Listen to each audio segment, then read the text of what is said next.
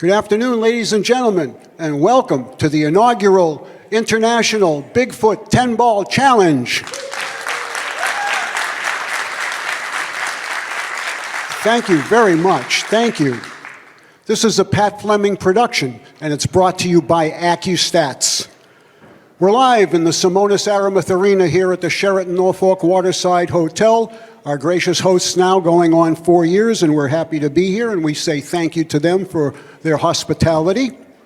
We also want to recognize and thank deeply Diamond Billiard Products once again for being the official table of the International.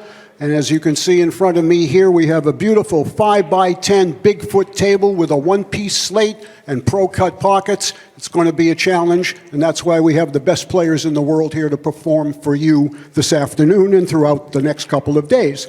It's going to be exciting. Let's get underway with player introductions.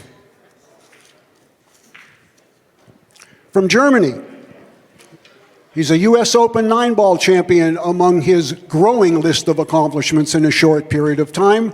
Sponsored by Predator, please welcome the killer. It's Joshua Filler.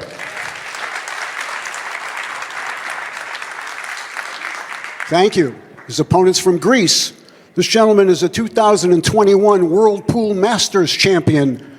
Sponsored by Predator as well. Please welcome Alex Kazakis. All right, gentlemen, please lad for the break, if you would. The official timekeeper is John Baker, and we're going to send it upstairs to the commentary box to Mosconi Cup captain Double J, Jeremy Jones, and Bill Hendrixson. Take it away, Jay. What is essentially the Bigfoot Challenge here at the International Open, two of the greats in today's game, Joshua Filler and Alex Kazakis. I'm Jeremy Jones here with Accu-Stats and Pat Fleming Productions, along with Bill Hendrixson. Hey, Bill, should be one heck of a match. Yeah, I love these guys. Filler really excites me. Yeah, two different styles, even though both, two landmarks, you would say, for today's game on the European side. Alex Kazakis here to break in game number one. It is a race to 11 alternate break. Single elimination here in the Bigfoot Challenge. Outer tables starting the main event, 9-ball, and we'll try and keep you up to date with some of those scores. A lot of great matches going on in early rounds. Like he didn't make anything. No, a dry break, and he's very close to the one. So, great thing with these guys that I see is, you take players that are on a 7-footer and you send them to a 9-footer and their game changes. You take guys play on a 9-footer and you send them to this table and their game changes, but not with the 16 that are in this event. Seems like it's still a lot of pure shooting and running out. Now the rules we're playing are old school 10-ball rules. Anything goes, which I'm a fan of. I think Kazak is questioning a little bit of the hit there on the cue ball, but it looked like Josh shot away from the one. Yeah, he shot away from it. He was just going for the 10-ball and gave it a maybe he was hoping to get lucky if he didn't make the 10 and leave him safe, but he didn't really do that. Now Kazakis with a long shot on the 1. There really aren't too many short shots here on the 10-footer, and table that I used to love myself. Kind of always felt like I played my, best pull on the 10-footer. Once you get a little comfortable, it's kind of a table that makes you kind of be aggressive with the stroke, which I think leans towards playing your best pull. Kazakis a little out of line here. May bump the 3. He may be able to kill the cue ball to get above the 3. If he can do that, you can see the 4 across side, the 5 laid up in the upper right-hand corner. You may have to come 2 rails underneath this and play for the thin cut on the 3. Yeah, if he gets the thin cut, he's liable to have a problem coming across and hitting the 10 or the 8. He's got to be real careful here. Yeah, he's got a path.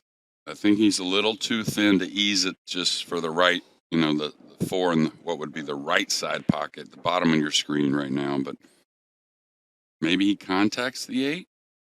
A 4-5 combo up in the corner, Bill, is much a hanger, right? Sure. So instead of taking a chance going back and forth trying to get that position between the 8, maybe he contacts the 8. If he goes back and forth, I think the 10's could be a problem. Well, that shows you how comfortable he is so far. That was a nice shot. He has his choice, looks like here, side or combo. Yeah, he'll definitely take on the side. Drop down to the bottom rail. You can see the 6 in the opposite side. And that's another thing. Speaking of side pockets, on the 10-footer, you see the guys move the cue ball a little bit more for the side pocket for a little bit of the easier shot. But it seems to me the ones that play the best kind of keep their game the same as the 9-footer.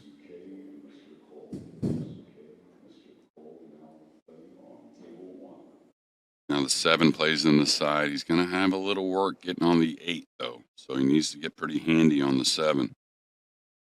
Yeah, he'd like to be close and with a little angle. Should be able to do that from here. He's really nice on the 6. Yeah, I would like to draw back on the short side of the 7. It may come all the way to the rail. I don't really see that being a problem. You could draw a little bit. I would go ahead and come to the rail with the cue ball myself. Sure, you have an option then. Well, yeah. The corner. Yeah, the corner leans you, to a little easier position, a little more comfortable. And he may do that here. It's going to be very dicey if he goes to play it in the side.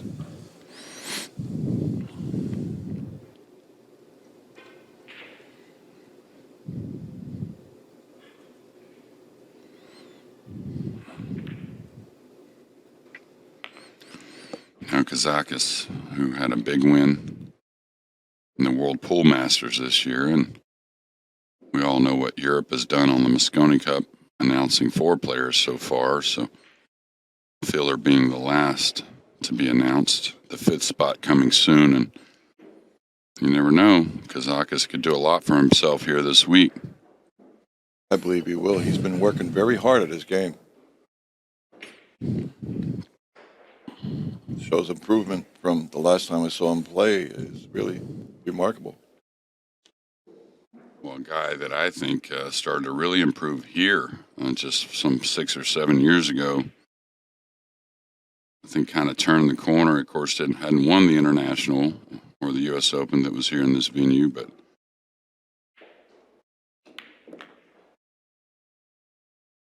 and I'll tell you what, he trusts the speed of the table, that's for sure. Just barely creeping past the 10 there.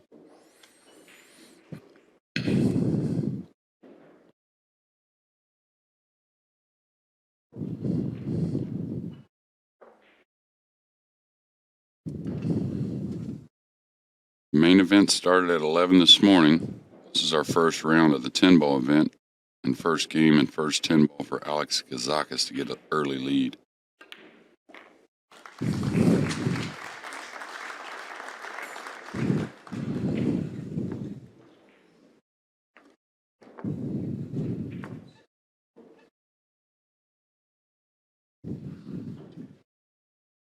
Whose turn is it to break now?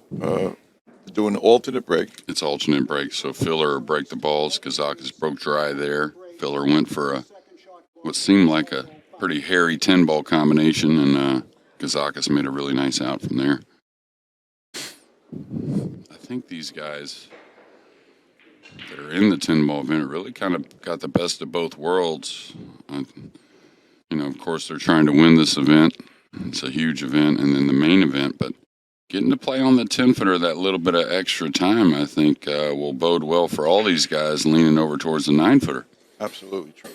It's always good to play on the bigger table and then go down to the smaller one. Even to a bar table, when if you play on big table and then you get to a bar table, it's very easy to pocket. Well, it's, like I said, you kind of let your stroke out a little more. These guys are certainly in stroke.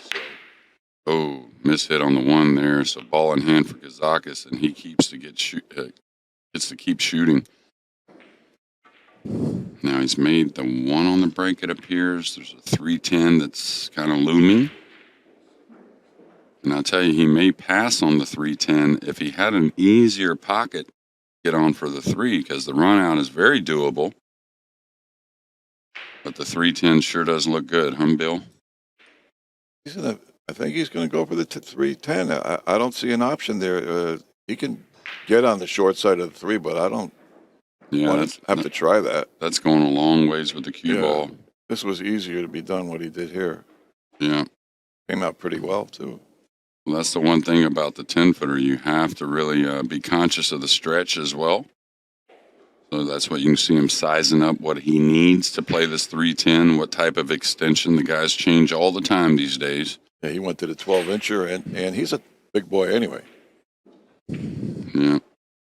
In great shape, tall, and he can reach a lot of shots where an average person may not. You won't slow roll it. Definitely shoot it with a little speed. Another part of the rules that I like, an early winner is available. The WPA rules, no early 10-ball combos. I don't quite get it, but... Yeah, that'll keep the pace of the match going a little quicker than it might have otherwise. Well, it's supposed to, I think, I'm just a big believer. I'm not really as smart as the guys that develop these games, Bill. So I hate to try and change the rules. It's one thing to keep the integrity of the game, but that's why you see some break rules that are adjusted and toyed with. But I think rotation games in general, people enjoy the excitement and the unpredictability of what's going to be done and how it's going to happen between on the break and combinations, kicking, and everything else, other things like that. I like to keep some of that in the game. I don't want to make it too humdrum. That's right. And, two-way shots. I kind of feel like the safety part of the game at this level is the easiest part of the game. So a guy has to kick around and call it. I think that's pretty hardcore. And like I always felt, you need a little luck sometimes to turn matches around. Sure. You're not getting the shots after the break and whatnot. You need to kick one in and maybe take things away from your opponent at times. And like you said, in a different manner, the oohs and ahs, right? We want the spectators involved, and call shot, I don't think leans towards that as much. But the second time the cue ball and the one got married. Yeah, and Kazakis playing a very light speed on the break overall. He's going to feather the one and drop him below the 2, I believe. Looks pretty natural with a level cue, just a portion of the one he needs to hit. Got to get a little bit by the side pocket. Easy to hit the rail and contact the 2 just because you're worried a little about the scratch going by the 2 as well. Yeah, now he's going to get the nice snooker, though, with the 7-3-9.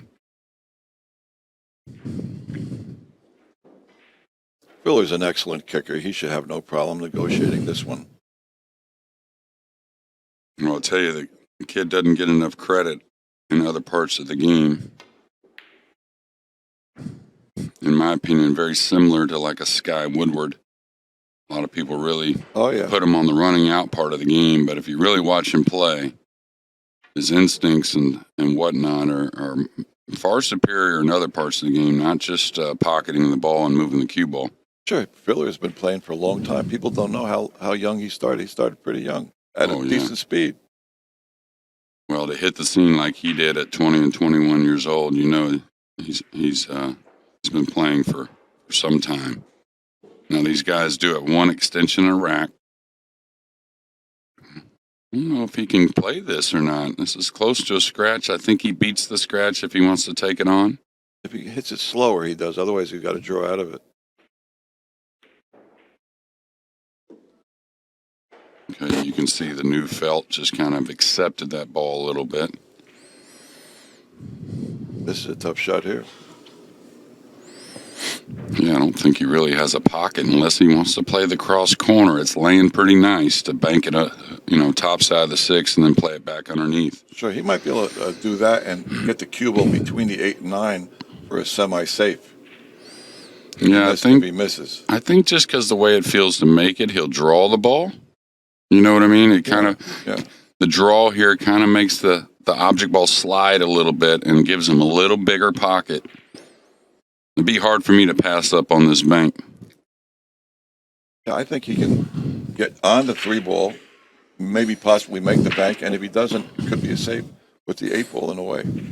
Yeah. With the new felt, though, at this angle, right, you can be aggressive because the 2 really doesn't want to hang. It wants to kind of go in or get away from the pocket, I think. So you may see him draw up for the side or the corner. Yeah, just looked like too good of a shot not to shoot at. I didn't think he had quite that little bit of angle there. I thought he had a pretty straight. Slide it up between the 8. The one stun. Yeah, the one thing he did there is he really committed, right? Sure. And the mentality, that's one thing that some other pool players that are watching, they kind of relate with, but it's very difficult to totally relate with the best players in the world is their aggressive mentality, right? I mean, they want to keep their opponent in the chair if they can. Are you going to try and use the 10 ball to slow it down for the 6 here? Or I don't think so. Stay away from he would rather use the rails, come to the bottom rail if need be, off of 3 cushions, like this here. Yeah, and Kazakis looks very comfortable so far. Perfectly aligned. Yeah, now he can just come 1 rail above. He may hold it, but I think he wants to come out past the 7. Oh, he is going to hold it. Okay. He's going to hold this for the 7 in the side. Now, that's one thing that it seems to me so far is I did play the 1 pocket event on the outer tables, and it seems like this 10-footer is a bit quicker. He landed perfectly on that 7, though, for the 8.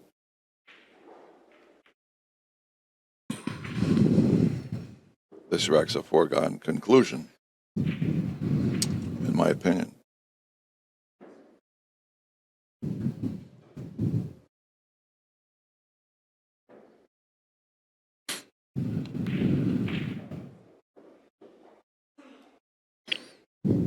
It's going to go all the way up and back down. Yeah, might as well go with the way it wants to, right? You know? That's the way I play. I like to not fight it. Yeah, the hard part is that when it gets a little on the border of what you like and what it wants to do, that's the one where it gets tricky. You can see probably got a little closer to the side than he wanted, but still trying to get a little used to the table here in match play. And Kazakis for a 3-0 lead. Sure. Yeah, he didn't need to get that close to the side. He just did it, Funny things happen if you're not careful. Yeah, these guys still getting used to the speed. Many is the time I've shot the ball like that and got the point in a way or even scratched at a freaky angle that you don't think is even possible. Yeah, Kenny Schumann racking the balls here. They're using the Accu-Stats Accu-Rack, I believe. That's right. Chris Renfro.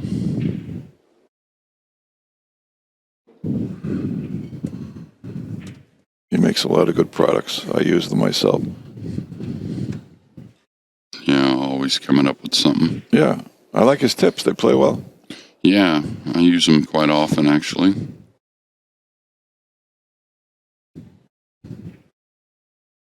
Bill are going to break.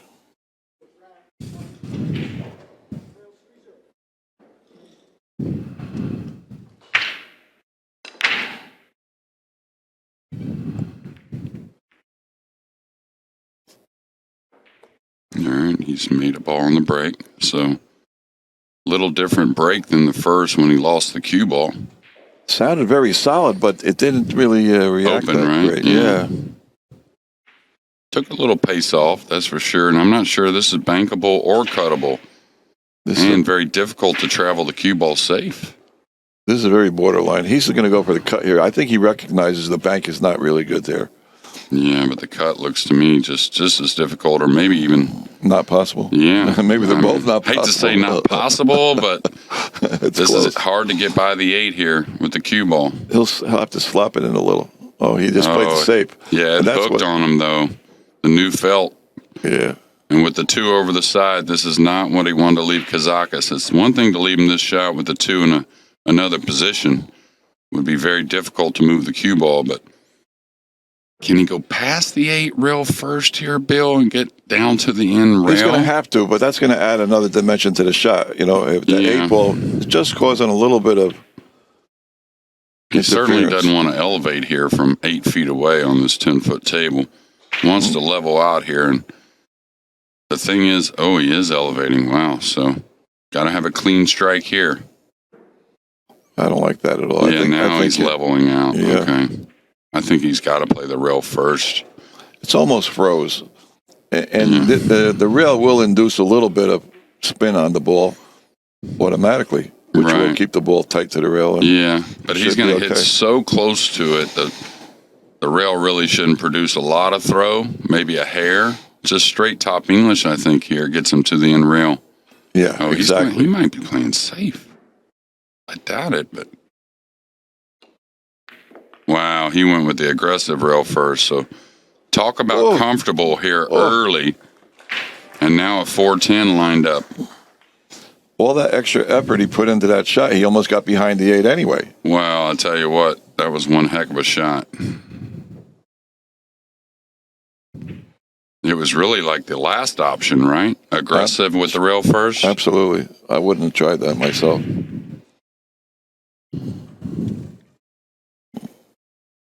He's going to go for a quick 10. Well, it looks pretty good to me, and he's going to get to pop this a bit, shoot it a little aggressively.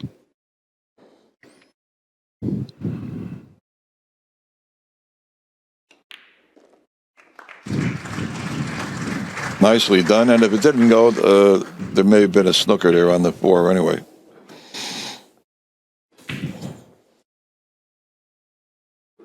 Although I can't see why it wouldn't go. I mean, it was right there. This is leaning towards a lopsided score if it keeps going this way.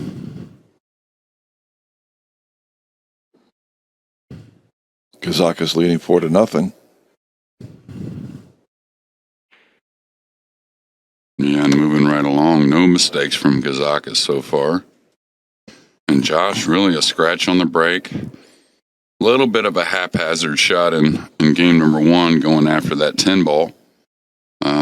But really, I mean, that safety was very difficult. I don't put a whole lot of mistake there from Josh. I think it was just a tough situation.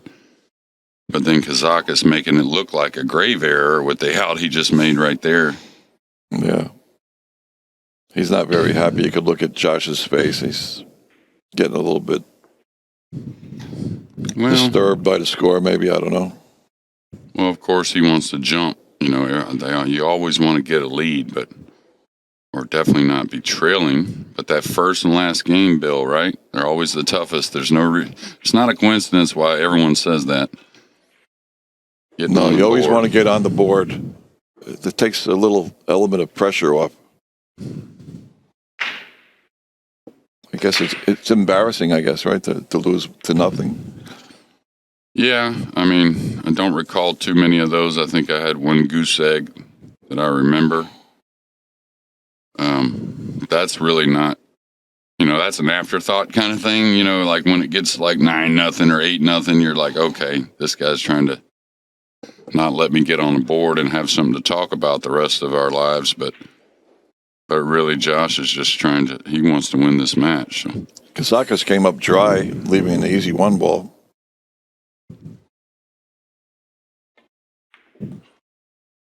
All right, so it looks like a 2-9. And this is the speed of the table I was talking about. He wanted to be a heck of a lot closer to this 2, not just to make the combo, but to keep control on the 2 ball. Yeah, this is a little bit of a... Boy, he hit it really great. Yeah, it's one of the most natural players you'll ever see. Would you stun this down for the 3, or would you come back and try to bounce out? I think he's just going to draw 1 rail.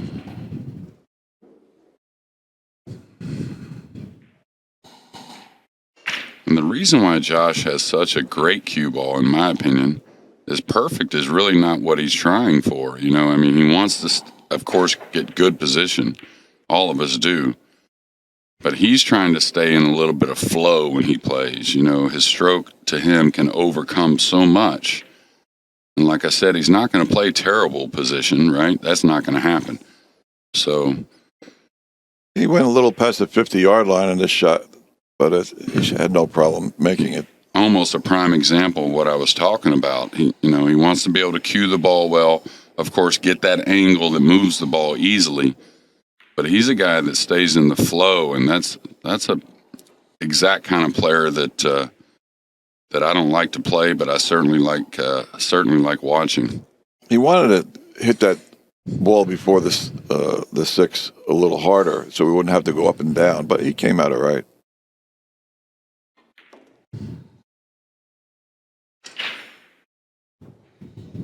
I think maybe he's still adjusting to the speed.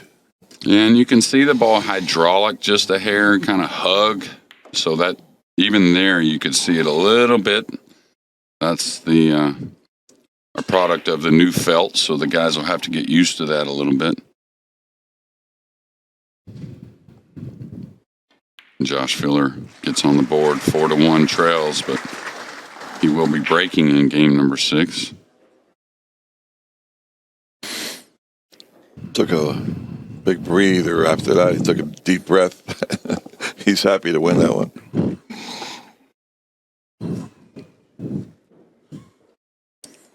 Well, with all the guys breaking so well, 10 ball these days, and with the template, yes, they'll break even better. And it's amazing to me we don't see as many safety battles on the 10-footer as you think you might. There are going to be some where there's some kicks and whatnot, but I think the template has added a dimension of increased the excitement in the game a little bit.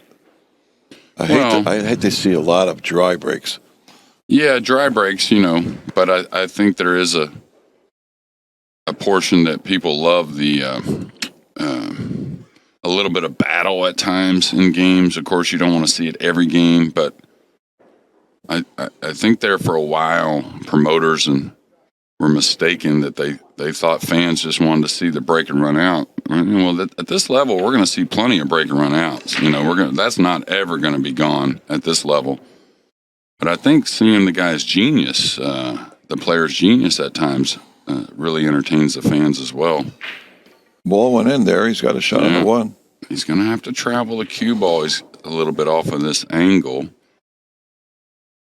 Yeah, the 3's precluding him from kind of pulling tight. The 4's a little bit of a trouble to get around for the side. Doesn't have the angle to fall for the 2 in the lower right. So difficult little shot, even though the 1 is laid up. You notice him kind of point the cue towards the 6. So he doesn't have many pockets. It appears he's got a lot of pockets, but not really. I don't think the 2 passes the 8. No, it doesn't. And the 2 doesn't pass the 9, so he can't come around long. And really, like I said, the 3 and 4 are making things difficult to get on the side pocket. Now, he's looking at taking the long shot on the 2, just kind of feathering the 1 in and getting by the head string. You better not come up short and get the 9 in the way. I don't think we'll have that problem. I think this is a smart play by Josh. Oh, he came 1 rail for the side. Nice play. Now, that was an excellent speed control there. And really kind of the last decision, but it looked to me made perfect sense. I think so.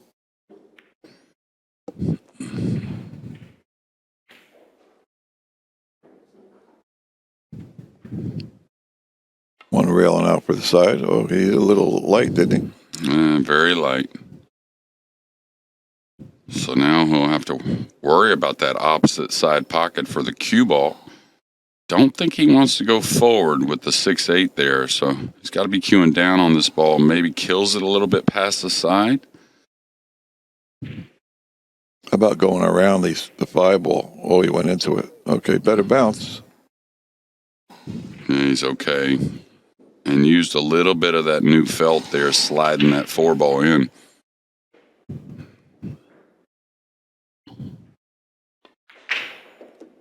And he's such a pure shooter, pure striker of the cue ball. He certainly does stroke the ball cleanly. That's got to go a little bit. Yeah, Josh stuns the ball a lot. So even there with what looked like should have been no stun at all, he had a little bit of stun in there and almost cost him a little distance on the cue ball. He's a player that prefers the stun a lot of times.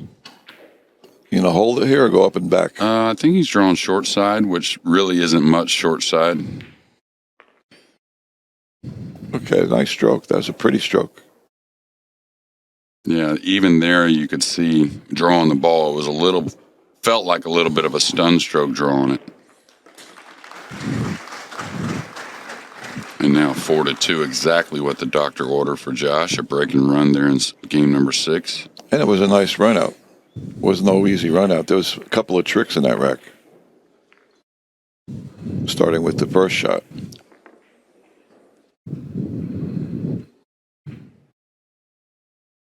So this gets to be Alex's break, Kes. That's right. And hardly any mistakes by these two. Both playing really well. 4-2, Alex Kazakis.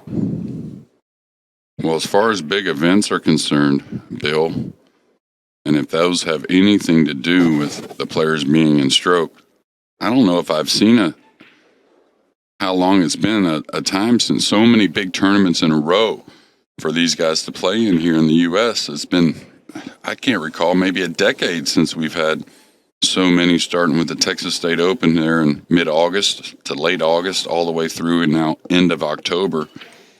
I think a lot of it's they're making up for the lull with the pandemic, yeah. Well, I think everyone's trying to fit 2 years into 1 year, but, just the string, Texas, Vegas, went to Atlantic City, all these guys for the U.S. Open, of course. That's great for pool also. I love it. Oh, yeah. And I think it's great for American fans that we've had so many foreigners in the country, around the country, playing in so many big events. You know what else is great is the YouTube. Oh, yeah, that's for sure. Oh, everybody's learning. All these players that really haven't had the amount of time, ways, to learn the proper way to play. They're learning on YouTube by excellent instruction and commentary by you in some cases. Well, it's definitely the information age, right? Wow, what a sweet shot there. And I mean, that's a little bit of the path of the cue ball, but that's just pure talent. Coming between the 9-2, up between the 10-2, and back out for the corner. All right, now in position. I don't know if he's dead straight here or he's got a little angle to torque it up towards the 7, maybe. Well, the thing is, Josh, straight pool player, very good 8-ball player. So, little situations he probably doesn't get enough credit for, to be honest with you, playing 9-ball. Yeah, he knows a lot. He really does know a lot. Yeah, and he can go around and play the 4 in the upper left as well. He doesn't have to really worry about the 8 if he doesn't want to. You know, he can just draw his ball, like I said, around the 4. Yeah, he'll Now, probably just drift this, I'm thinking. I think he can go past the 8. Yeah, Uh-oh. exactly like that.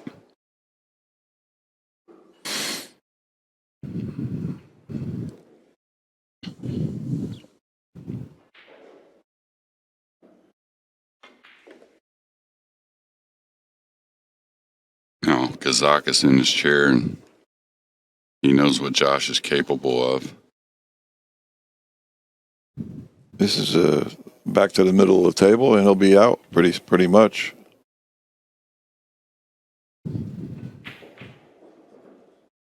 Well, the thing about the 10-footer is all these guys have a great cue ball, but they still have to cue well. They still have to hit the ball well, no matter if you're in position or not. So 10-footer doesn't give up anything.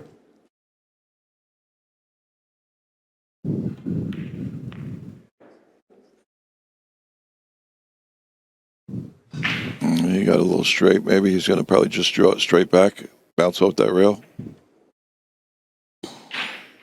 Yeah, it just depends. Yeah, I was going to say, it just depends on what he has as far as an angle. Now, he let up on that one. He knows it.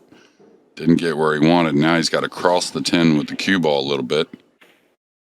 And probably a good 2 feet further away from the 9 than he wanted.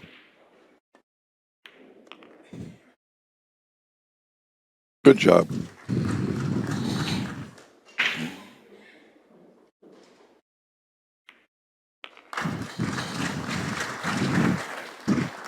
Tightening the gap. 4-3 in this race to 11.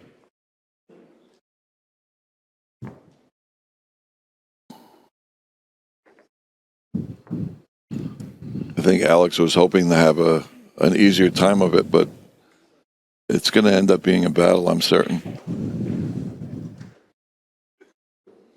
Yeah, well, leading up to this match, I don't think easy entered Alex's mind too much. No, just that he had 4-0 lead. Right. It might have taken a little off his shoulders for a second there. Well, one good thing is, you know, not only with the game score, but hitting the ball well to start off the match. He knows that it's just a matter of opportunity, probably. Sure. In a lot of cases, it's just the break, the result of the break. Yeah, I mean, you know, here we're, I think, playing with a 4.5-inch pocket, which is on the 10-footer probably correct. But one thing we have on the outer tables is they're 4.25, and I've played on them, and of course the break always matters, playing 9-ball or any rotation game, but I don't think you'll, you know, hear too many guys blame the break as far as losses of matches, or not as much as normal. Maybe let's say that. I think you'll see the guys realizing they're probably going to get some chances out there. It's just a matter if they take advantage of them. Now, that being the outer tables. Do you think they're playing 4.25? Excuse me? They're measuring 4.25. Do you think they're playing 4.25? Do you think they're a loose 4.25 or a tight? The outer tables? Well, even this table right here. I don't know if this one's 4.25. I'll find that out. But this one here hasn't been played on hardly at all. I can tell the new felt's going to let it play a little soft. But the outer tables, they're playing plenty broke in. They're playing great. So I definitely think there's missable balls out there on the outer tables.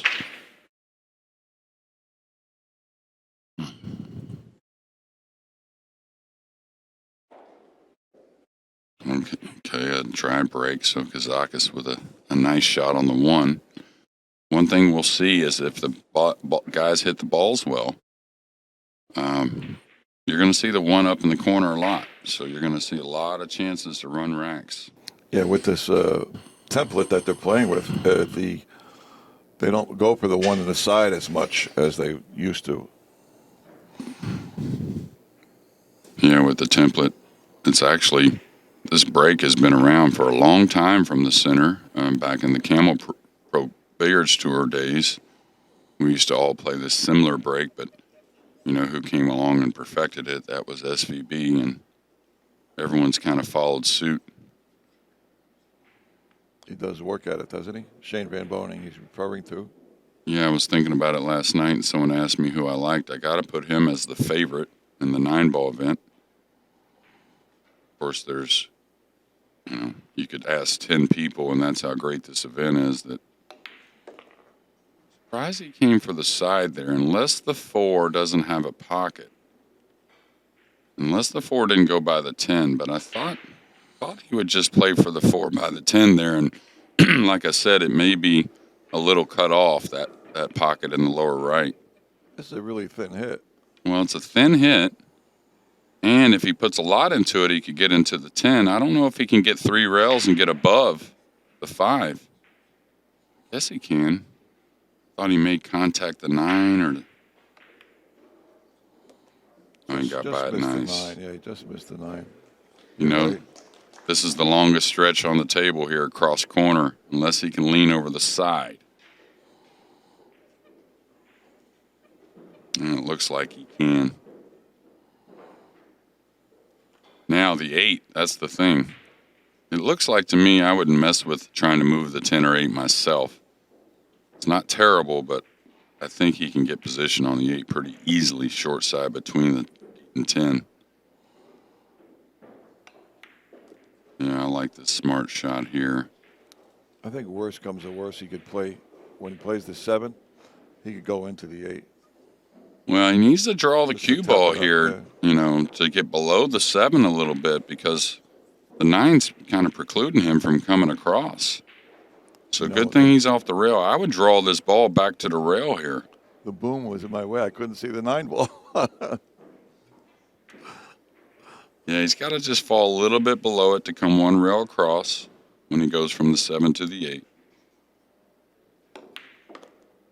Okay, he couldn't really do much. So now he's going to either draw into position.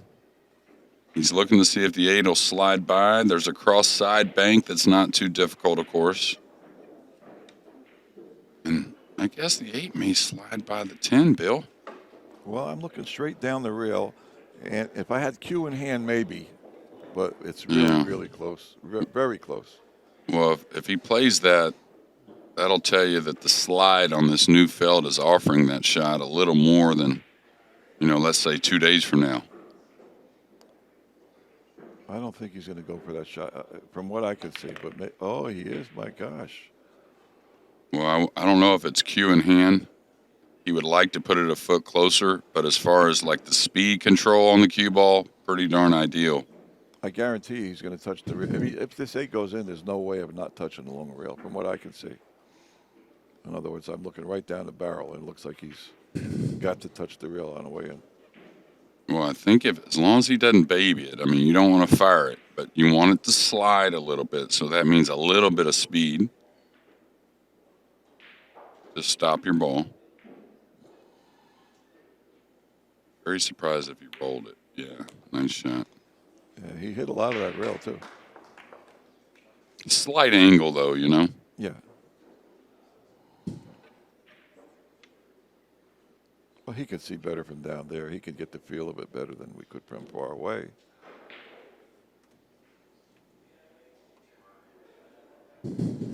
Looks like he's going forwards with this shot.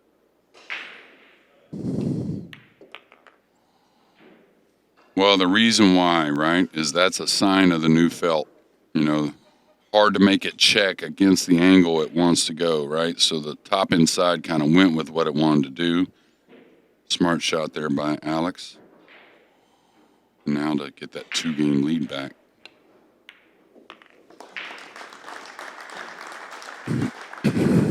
(5-3) Kazakis.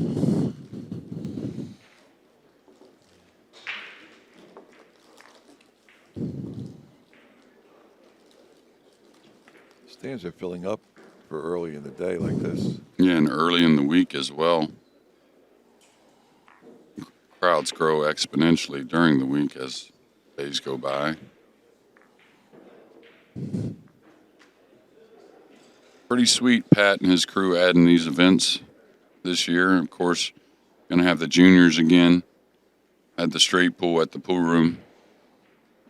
Roberto Gomez with a really impressive win last night over Tony Shohan in the one-pocket division here at the Sheraton Waterside in Norfolk.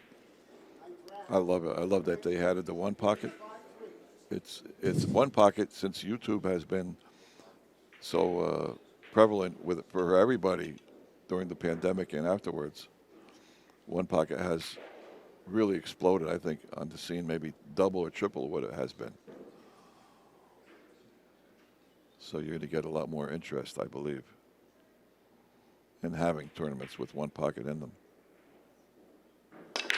Well, it's definitely grown, and all right, Kazakis unloading a little bit more there. He put a little thought into the break after having a dry break, and he's going to love these results. This is where it's a little different, with that 10-foot. This kind of shot here for most of the guys is kind of like what we'd call a foregone conclusion, but here on the 10-foot, that extra foot just makes accuracy a little more important. So really probably the kind of the shot of the rack. Besides, he's got to work from the 4 to the 5 later on. Anytime you have to move the ball on this table becomes very demanding. Big one-ball shot here, though. He made 2 balls on the break, but he's lined up nice with the 1. The 2 was near the side, so it wasn't too bad. Yeah, and he's got an easy 2-ball in the side. 3 goes by the 7. You want to get kind of on the angle on the 4, kind of where the 2's at with the cue ball-ish, something like that, to be able to draw back for the 5. So these next 2 shots important. I don't know if he has a little angle to bump off the rail or not, or if he has to roll it real slow. I think he's going to roll it. Yeah. Now this offers a nice 1-rail angle. Doesn't want to get too thin on the 4, but again, straight in doesn't work either. So this is where he'll look. Thing is, these guys can really create angles. So a little more full is much better than a little too thin here on this 4. He doesn't want to have to play a 5-7 combo, later on. He'd like to be able to use the long rail on each side for position on a 5, I believe. Maybe. That kind of brings the side pocket into play, though, so I'd be surprised if he contacted the second rail. This is what I was talking about. This may be a little too thin, and you saw a little grimace there. Again, that extra distance getting past the side pocket with the cue ball on this table, just, angles are a little different coming back. So now he may have to really slow pull this ball and take the thin cut on the 5. He wanted to be straighter, I'm sure. Yeah, that's what I was saying. A little straighter. If he got a little too straight, usually the guys can pound the ball a little and create that angle. Now he's got to do all he can to just get past the side and take the cut on the 5. And this is where the new felt kind of works with you, but it kind of works against you a little bit too. You can hit this 4 a little fatter and slide it, which helps you come back. But also the new felt doesn't quite grab that English like a little more broken table does. So he just was considering a 3-railer. For the combo? Yeah, coming around for the combo. Well, that just tells you all about how difficult it is coming back past the side here off this 4. Absolutely. Yeah, he's going to go ahead and, like I said, try and pinch it a little bit.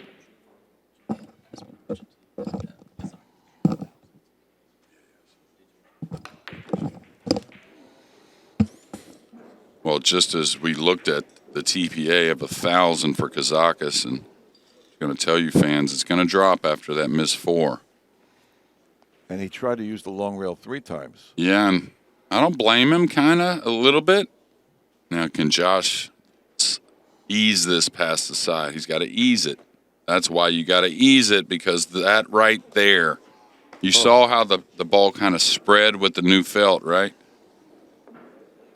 That's why the new felt is difficult. He did not want to do that at all. Nah, don't panic here, Kazakis, and play a 5-7 combo to try and make things easier. Yeah, you just got to go ahead and shoot this, get the angle on the 6, and come across for the 7. Now, most would hit the second rail here.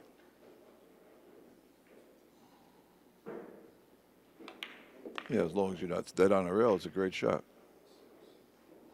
Again, he's got a little more angle than he would like to have, but he's okay. Yeah, much closer to this one, though, so that makes a huge difference on getting back across. He just has to make sure he doesn't get the 10 by accident in play here. Yeah, as long as he plays a good foot or so off the second rail, I don't see the 10 being too much of a problem. Now, if he kind of lightly babies it now, that's different. Should play a little speed with the cue ball here. Yeah, he's fine.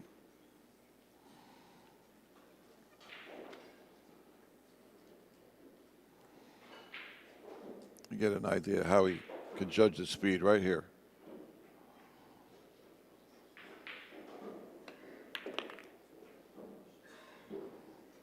And you could see the ball hook a little bit.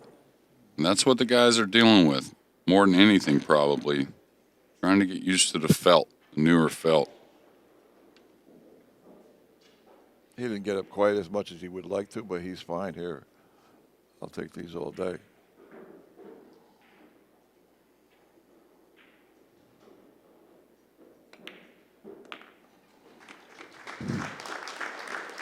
That could have been a pivotal rack there. And Yeah. it could have been 5-4 right here.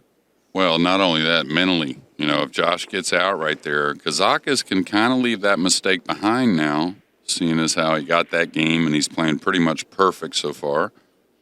Prior to that mistake was 1,000 on the TPA. If Josh ends up losing this set, he's going to think back on that shot that he had.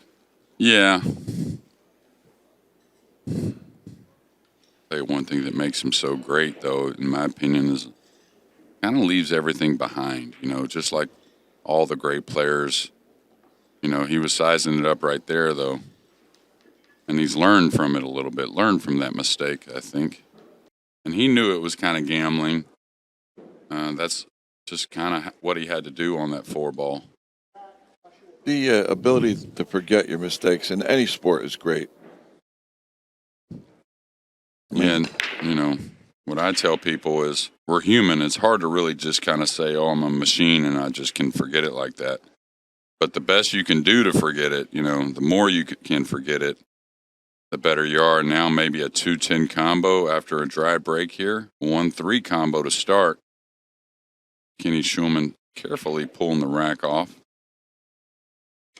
But really not a whole lot of, position offered for that 2-ball. Maybe this with the side where the cue ball is might be a possibility, but or the corner where the 3-ball is, but that's not easy to get to. I'm just wondering after he plays this combo, like the 1 hopefully will be laid up for Alex. That's what he's hoping for. But really, even off of a laid up 1-ball, I think very difficult to get on the 2. Like here, drawing past the 4, having the speed to draw past the 2 and not get behind the 7 as well. Man, tough. I'm thinking 1, 2, 3 rails hard and try to swing under the 10. I don't know if that's possible or not. Yeah, the new felt may let that happen, but it's working against it a little bit. Just because it wants to slide. And then you got doesn't the really real want to thin. grab, right? How about the real thin on the 1? Real thin and missing the 4-ball on the left side? Yeah, maybe. I don't know. I think he'll draw into position on the 2-7 before anything. Maybe play a safety if he doesn't like the combo. A straight draw? Straight draw. That might be the easiest to execute. You're right. I think it's the one you can depend on a little bit, meaning it's in your hands what happens more than if you go to the rail. And he's going to do that. I could see the way he's aiming it. Good call. That was a good call. I like that. Going below it, there's not much room for the 2 there. Oh, he's Ouch. hooked. He's hooked. Ouch. He can't even kick this, can he? Oh, he has a little space. Yeah, he's got a little space. Good camera work here. Lucky to have that, huh? He might be able to make the 10 on a kick. Well, like I said, we're playing the rules to where you don't have to call it. So I think the 2 off the 10 in the side has a chance. And I think the 10-ball's got a chance. So center ball kick with a little speed here. Don't want to roll this one. Like I said, center ball, pretty firm. Hit it pretty nicely.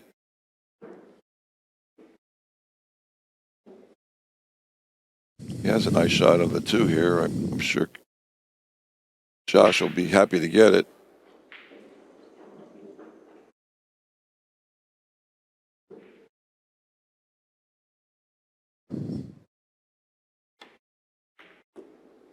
Yeah, he had to go up and down the table, and again, this is the difficult part, is really, being able to track the cue ball, the line of the cue ball. But this is where, Josh kind of relies on what most consider his biggest asset, which is getting down and knocking these in. He's good at that, isn't he? Yeah. He's got to go into the 8 a shade. I'm not so sure if the 5 passes the 9, so he may draw into the 8. Yeah, nice shot. It's going to leave him a very thin cut on the 4. But the thing is, we're all, we you and I aren't, but these guys are all going to have racks where they're out of line. They have to come with shots, and the cue ball's not great. And there's a few of them that really excel at this part of it. Josh definitely being one of them. Ooh, and just as I kind of regarded him as, making those types, he's hung the 5. How about the jump stick? Is that allowed here? Oh, certainly. Well, he may be using it here. He's got that 6 ball right in the way with a hanging ball. Yeah, and very hard to get the cue ball to travel here unless he catches the 5 very thin. Because usually this jump turns into overspin at this distance, so. Oh, good call there, Bill. The rules. There's maybe no jump cues here in the 10-footer. Or maybe you're only allowed 2 cues and he's got 3 there. I don't know. Normally, maybe just for the 10-footer, there's no jump cues allowed. And I'll tell you, the way Josh left the table, I kind of feel like Josh knew that. He didn't look as upset as hanging that 5 as I thought he may. He may not have to go over the whole ball. He may be able to jump He's half of the curving ball it. here. He's Oh, is curving he it. curving? Yeah. He's curving this ball. He's not elevating enough to jump. Really hard to bring the cue ball down table. Yeah, that was the most likely thing that was going to happen. Over curved it, followed it in. And Filler jumped out of his chair.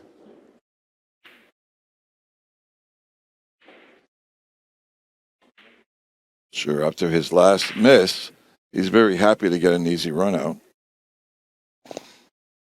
And he'll draw up the side rail being left-handed. Well, he didn't. He must not have much angle. He'll be fine. He'll follow out 2 or 3 rails. And Came close to getting behind the 9 there, though.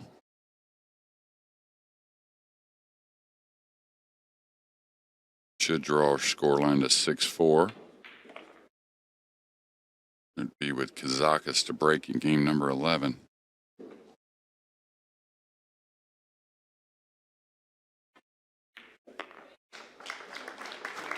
well,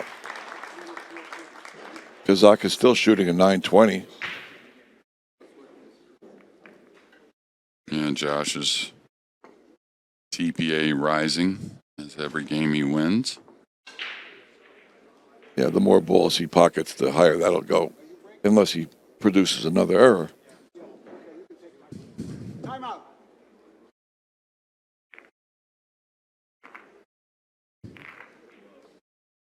It took a timeout. Alex took a timeout. Here comes Alex back.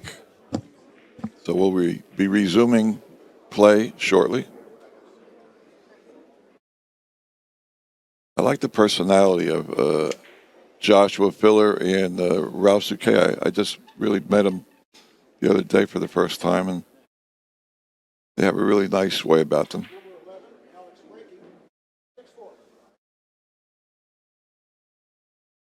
Friendly, considerate. Yeah, well, I think you'll find that with a lot of the players these days. They're just wanting to compete. Sure. I mean, you got to take it personal to an extent, just to be great, you do.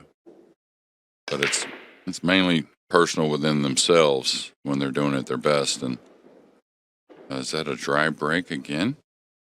And he hit it really good. He hit it solid. He hit that ball solid. The cue ball comes almost centered down the middle. I don't know. Now, rolling out on the 10-footer. You could say a little easier, I think, than the 9-footer. Anytime the table gets bigger, you can challenge him a little bit more with an offensive shot on the rollout, which gives you another type of option. Yeah, and he can't see this at all, so he's got to roll out. Gonna move the 8-ball. Yeah, and the other thing, he's trying to disrupt the 3 maybe and disrupt the 2. He did a great job there, but you can play a little bit more soft safeties on the 10-footer, kind of really using distance as your, protection a little bit more than maybe getting a snooker at times.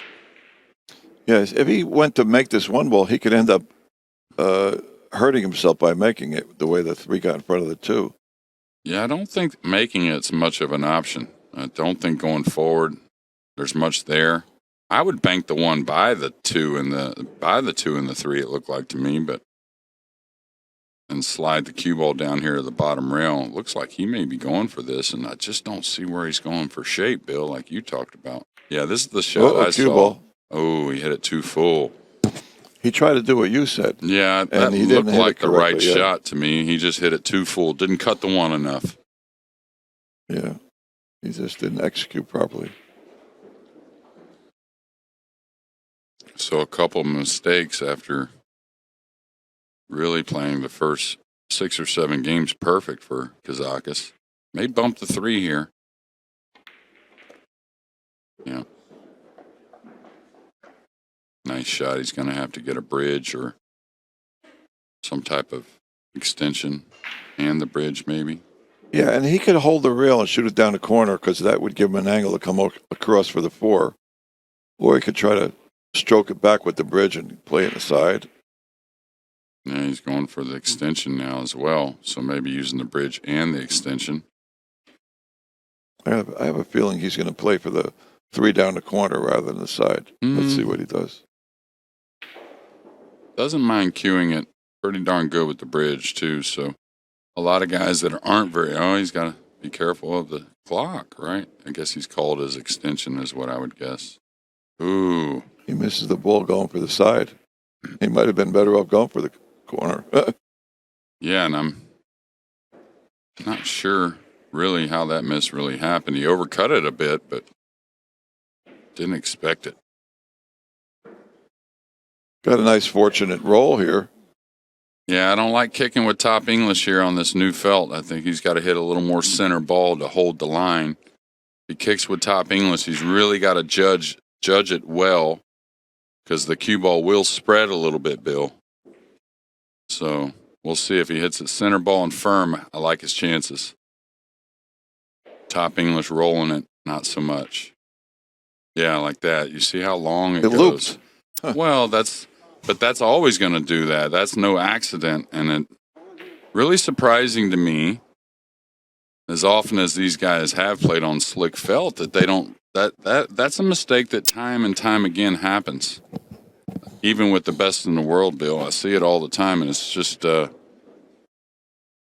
pretty odd to me. Did he can get see all snookered this? here? Huh.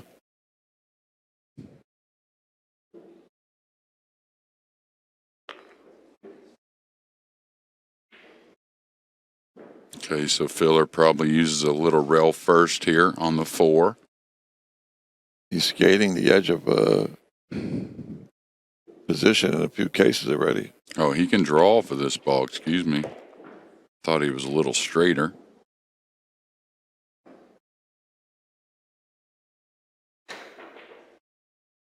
Filler, who kind of, at least in America, kind of hit the scene here a few years ago with a huge win against Shane Van Boning on the winter side of the U.S. Open. I remember it very vividly. And I believe it was the last year that Shane actually came back through the loser side and won the tournament. His last U.S. Open win. I think he's going to have to come for the side here. Yeah. Yeah, nice shot, but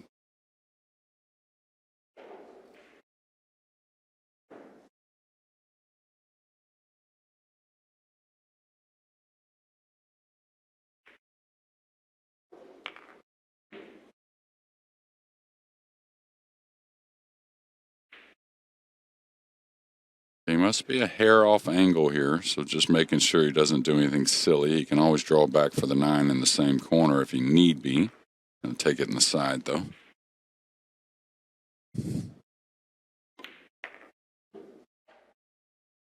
Hard to go wrong. He was so close, yeah.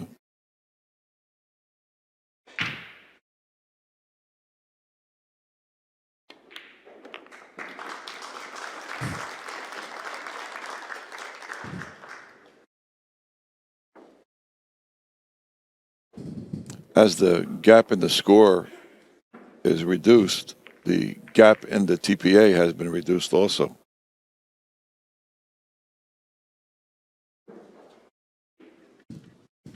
Kazakis has gone down from shooting a perfect 1,000 to 885. Filler is pretty much where he was before at 8, low to mid eights.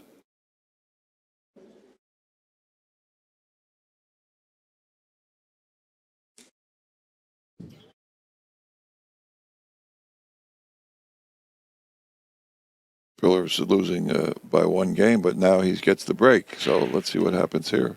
Well, look at this, changing to the side rail. Not something you're going to see very often from these guys playing 10 ball, especially when they have the template. See it much more often when they're playing with the triangle and the, as the racking rule, but saw a lot of that in the Pro Players Series these last few months. Now he's got a nice little tidy shot on the 2 in the corner. Again, something that he just excels at. Just keeps on knocking these kind in all day.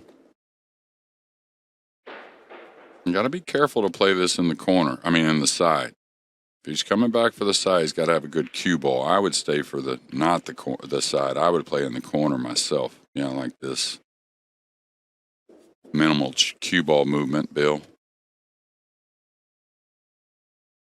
I talk about it all the time. If these guys had somebody there, like other sports do, a caddy or corner man, whatever you want to call it, to remind them how great they are, and sometimes keep that minimal cue ball movement, just keep knocking the balls in, which is what the game's really designed behind. Yeah, he went for the corner on a 7. I was a little thinking the 7 was a little too thin to go for the side. In my opinion, also, the corners kind of keep you in stroke, get you confident. Just you keep running for the side pocket to make an easier shot. Probably not going to win the tournament with that mentality. That's very true. Yeah, Buddy Hall's one that really expressed that to me when I was young. Not only do the corners make sense, there's 4 of them versus 2 sides, but they just, like I said, really lean towards a lot of confidence. Sure. And now Filler to tie the score at 6. Buddy used to love to play center table on a lot of shots, too. Center table, center table, center table. I still love to watch him play. Yeah. Won the U.S. Open right here in Norfolk, and I believe it was 92 and 98, if I remember correctly. Prior to that, he was always in competition with them, though. He was very great for many years through the 80s. Yeah, I'm surprised he hadn't, that's how great and tough the tournament was years ago, that U.S. Open, that Buddy never won it in the 70s and 80s. Took him, almost into his 50s before he won it in 92, Hill match over Dennis Hatch.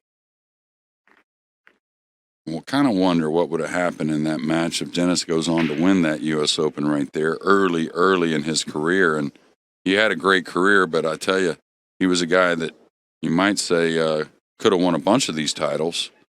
Dennis had a really good game. I knew his father. Most natural player I ever saw in my life. And his father's a pretty good player. Yeah, his uncle was a good player, Mark Hatch. Yeah, Greg Hatch was his father. Yeah. And I knew them. Greg and Mark were up in Detroit when I was up there when there was a lot of action going on up there. And it's funny, when Buddy won his second U.S. Open in '98 against Tang Ho in the finals, a young Tang Ho from California, another guy that, if he went on to win that match against Buddy in the finals, no telling what would have happened as far as how many titles Tang would have went on to win. Sure. And what my point being was that Greg Hatch brought his son, couldn't have been 15, 16, 17 years old, I don't know how old, up to Detroit to get in the middle of it, into the action and try to get him, some like in fire, you know what I mean? In fire experience. Sure. I know this looks thin, but the table's sliding pretty good, I'll tell you. If I felt good going up and down, which it looks a little hairy, you got to put a little inside on this shot. But I'll tell you, I don't mind the cut that much to the right pocket. Now he's going to play the 1 down. He's going to try and bump the 7, putting the 1 underneath the 9 and 2. Just barely wants to bump the 7. Oh, he wanted that little bump to get the really devastating snooker there, Bill. This could be a snooker if he doesn't make the 1 by. He might cut this in. He might could hit the 1. Yeah, if he could hit, he could cut it in. If not, kick him behind it lightly. Yeah, and get behind the 10 is what I was thinking. Yeah, what a nice shot. And no jump cues allowed, so. The only thing could have gone wrong with that if he played to do that, which he did, would be if he made the 1 up the corner. Right. And then he would take a chance there, though. Sure. Then he would have hooked himself on a great kick. Yeah, he's got to come 2 rails here with some spin. I think the 8 ball's got the 1 railer cut off. So he's got to hit before the side, kind of maybe even elevating the cue. Looks like to me to really play a bend on the cue ball. Can he get past the side, or is the 9 in the way to get past the side? If he can get past the side, he doesn't have to elevate the cue. I think he could do either way. I think you're right. I think just top left English comes 2 rails. Oh, he could get past the side. So nice hit there. Watch out, cue ball. Is the 1 going to help him out? A 10 ball looks, I don't know. I think the 9 got him. Just enough.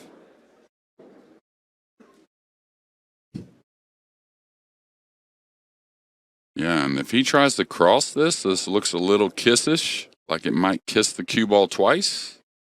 I think that's why you saw him get up off of it right there. I think he was feeling that kiss while he was down on it. Maybe hit it slowly into the 4. What do you think of that shot? A drop in the cue ball?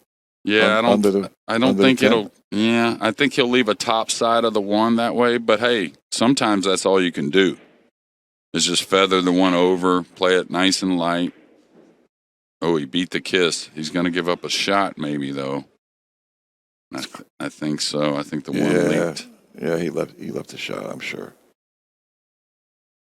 That was a very difficult position. Now, but Kazakis. You're right. He did beat the kiss nice. Yeah, and I think that's what he was kind of worried about. He was trying to float the 1 just underneath the 2 and 9 is all. So now Kazakis kind of got to smooth this in a little bit, trying not to catch the 3 coming up for the 2 on the side.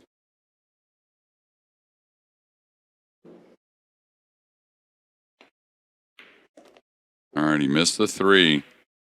Little heavy with the rock. He's going to get a little thin on the 2. So I think he levels out and cuts this in and uses the 9 to slow the cue ball down a little bit. What do you think, Bill? Well, absolutely he's going to do that. It could be he'll get the 9 in front of the 4. I don't know. I think the 9 will move quite a bit, actually. I think the 9 will go up a little bit. The only thing it may do is I don't think it'll come back into play. Man, I wouldn't play safe here. I got to cut at this, I think. Yeah, he's going to cut at it, but I think he's going to play it real slow. I think the 9 slows him down. I think he wants to make sure he makes the 2, right? So that slow contact, unless need be, is something you stay away from. So I think he'll let the stroke out a little more than maybe anticipated here. Maybe the cue ball comes off the 9, comes up to the middle diamond, something like that. Oh, he's overcut it badly.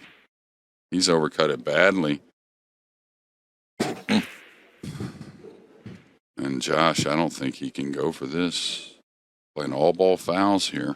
Ooh. Just to make a good contact on the ball would be good. And the 3's down here. Yeah, it's really tight to bank it back down by the 3. That's kind of the shot I see, though. This is where I was talking about the 10-footer can help you a little more than 9.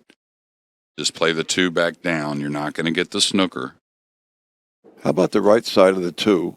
And run the cue ball? Run the cue ball back down here, and maybe the 2 will get in the way to 7 or something. Or well, the thing about it. that is, if he wasn't elevated, yeah. But I like simplifying this shot and banking the 2 back down myself, because you can hit it a bunch of different full ways and be okay. Ooh, he's elevating. Like he's trying to dig on the cue ball. I think a top English. You just got to take your medicine here and bank the 2 between the 3-9. I think he's trying to make it. No. Yeah. Okay. That's just, this is what the 10-footer's designed for, is to give you some comfort knowing you're not getting the snooker, but you're leaving your opponent 8 or 9 feet away. I think that was a smart shot. How about sliding the cue ball off the 2 under the 10 and the 4? Yeah, in a perfect world, that's the shot. But, man, that's not easy. You'd love to do it with a level cue, excuse me. But that maybe, if I'll tell you what he could do with a level cue, just go into the 4, just with a high right, hit the 2 very fat, and go into the 4. Don't try to do it with pocket speed. Yeah. Just shows you how difficult it was there. All right, cue ball back behind the 4 now, maybe. That's what he's got, pretty much. Can he play the 2-way, or no? The 2's a little high up to play the bank.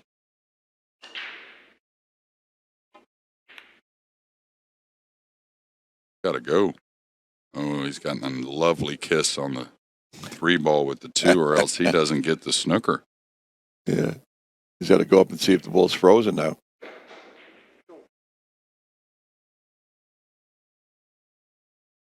Well, probably a light kick here. Did he say it was frozen? I don't know. I think it's off a little bit. Uh-oh, the spin's going to come off the ball a little. Pretty nice shot, though. But you can see what he's got. He's got a free whack at the 10 here. At the same time, it's snooker on a 3. That's right. And he won't hit it very hard. Doesn't want to pocket the 4 on accident. But if the 10 happens to creep down there, Bill, it's okay.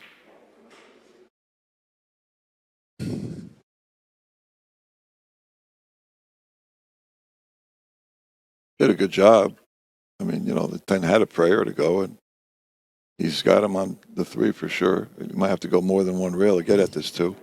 Well, the 6 is right in the way. He can only get to what is the right side of the 6 on your screen, our right side, coming 2 rails between the 8-7, going right by the 6. The 6 wasn't there. I call him a favorite to hit this, but with the 6 there, a little underdog, maybe hits it 3 or 4 out of 10 here.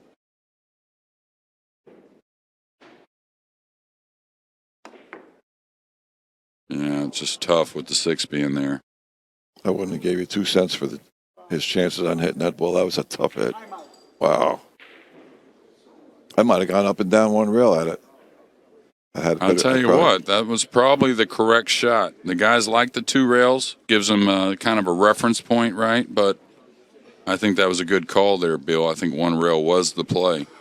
And now Filler on a little timeout. So both players will have used their timeouts. And score is 6-6, and Filler has actually taken the lead on the TPA. Yeah, well, he's probably going to take the lead here after this timeout as well on the score line.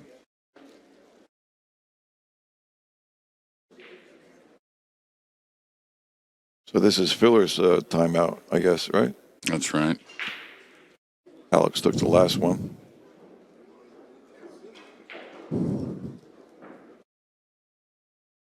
Lots of matches moving along here in round number 1. Did start at 11 a.m.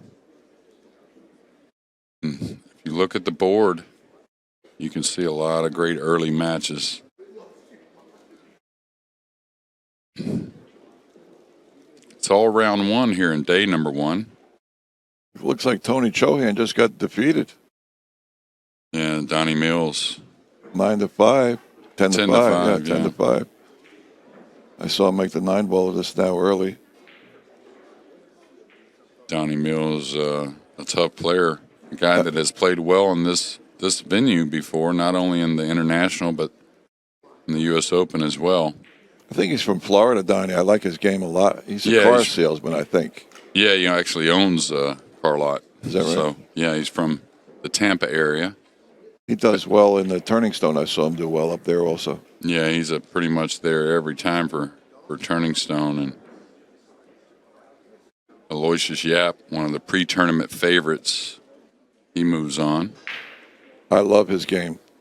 Well, I'll tell you, hard not to love his game and really like the guy. I'm lucky enough to have been around him a little bit the last 5 years or so. He comes to Dallas and visits a friend there, and I've thought for a while that he was going to be a guy that's going to be tough to get to beat, especially once he gets a few big tournament wins under his belt, and his attitude, right? His mental frame is so solid. He just came in second in that. What was that? What I just saw? The U.S. Open. Yeah. Well, he won one of the Pro Player Series there in Michigan. Third in the Predator World 10 Ball. Semifinalist there. That's what I was saying about all these events for these players to play and get in stroke and really get some confidence going. And well, exactly. And you know what happens if they get in it, like Yap, Aloysius, for example, if he comes in second a couple of times and you don't play again for maybe 6 months or a year, it might really take it out of you, that second place. Yeah, and it's not something to lean on, right? You can lean on it if you get to continue playing. It's almost like, it's losing. It's almost like losing an early match in the tournament that you played really well, even though you lost. Maybe things didn't go your way, but you're wanting to play that loser side match again, and now we have Filler back at the table, looking to take his first lead. Watch out, 9 ball. All right, he barely got by it. Yeah, he kissed off the 9 the right way, and he's got a shot at the 4. All right, cueing a little funny. Might need a little inside English here. Yeah. But you see how it's kind of hugging a little bit on the rails. So, again, this felt hasn't broke in. Yeah, you're not getting that hard bounce that you get when it's cold or humid. Right.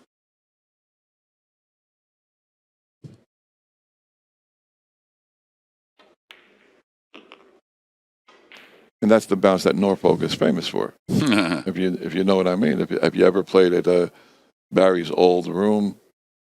Well, even here. Yeah. That I always said that I like this room, here and in the convention center where it used to be very similar feeling to me. But I always liked it because I thought it was something very great for the tournament that the tables played tough because of the weather, you might say, or weather around here. It was a nightmare for me. I used to come down to Barry's room for the U.S. Open, and I would play one pocket, and I couldn't hold the cue ball at all. It was terrible. Yeah, look at that. Ball not wanting to move much, like I said, with that top English, especially on full hits. If you're cutting the ball, it's a little different, but more full shots, just hard to move the cue ball. Like here, even. Get up there. Yeah. He didn't hit the 9 as clean as he usually does, and he made the 10 a little more difficult. All right. But difficult is his name as he takes the lead 7-6.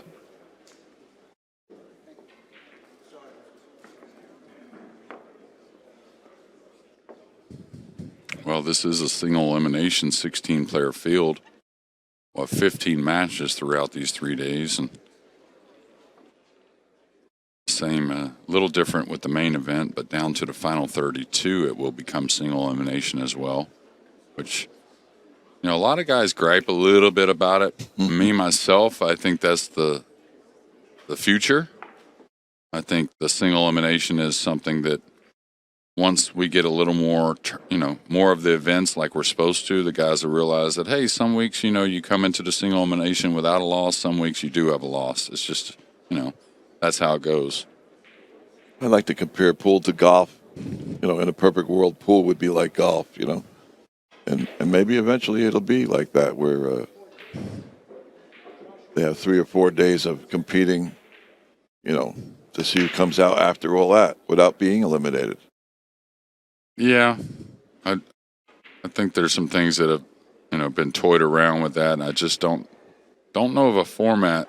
The round robin things. Well, we used to do those in the bigger events, the World Championships and whatnot, and I think I like the round robin stages for the bigger events. I think it's a very accurate, or as accurate as you can be in our sport, and then move on to a final board from the round robin.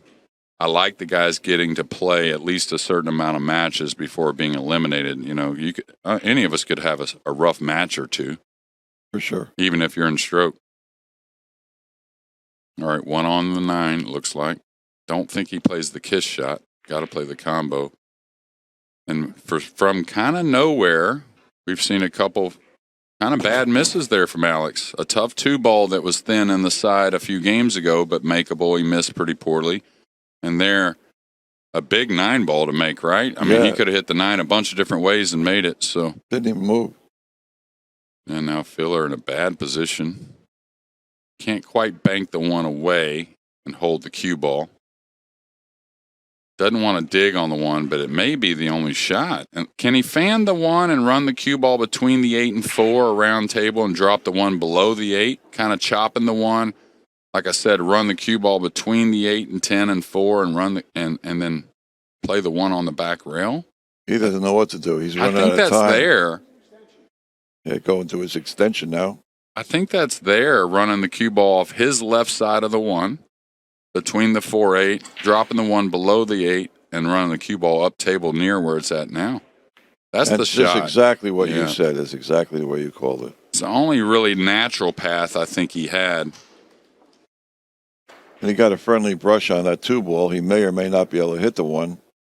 Well, I'll tell you what, from some 5-6 feet away, really showed a lot of nerve and a lot of good speed there, hitting that, like I said, side of the 1.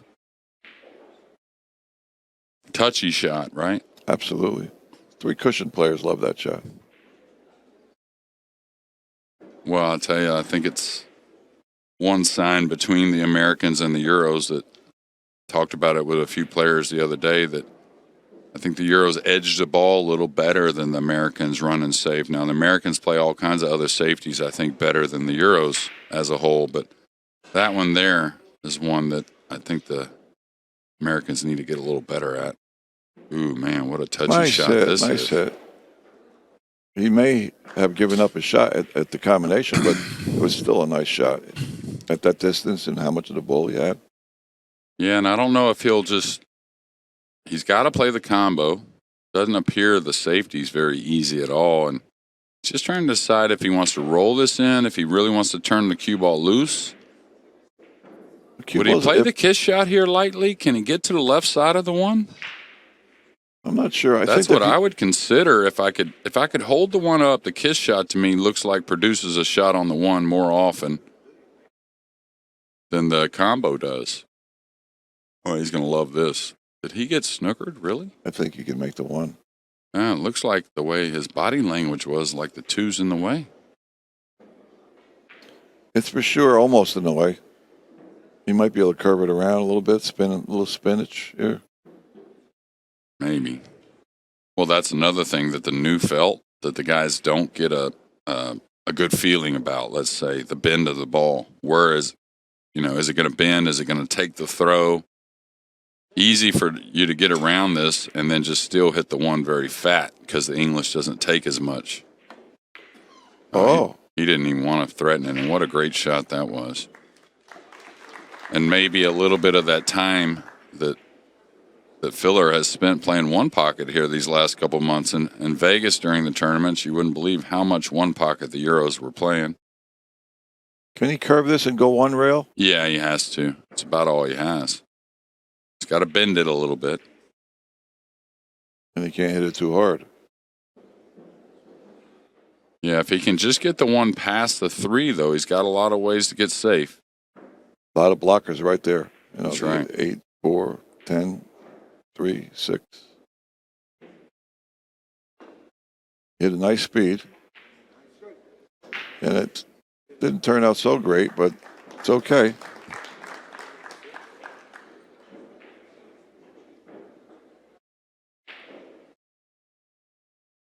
I think he could hit it, if not much of it, maybe. But Yeah, I think there's a little there. he's thinking about the 10 ball.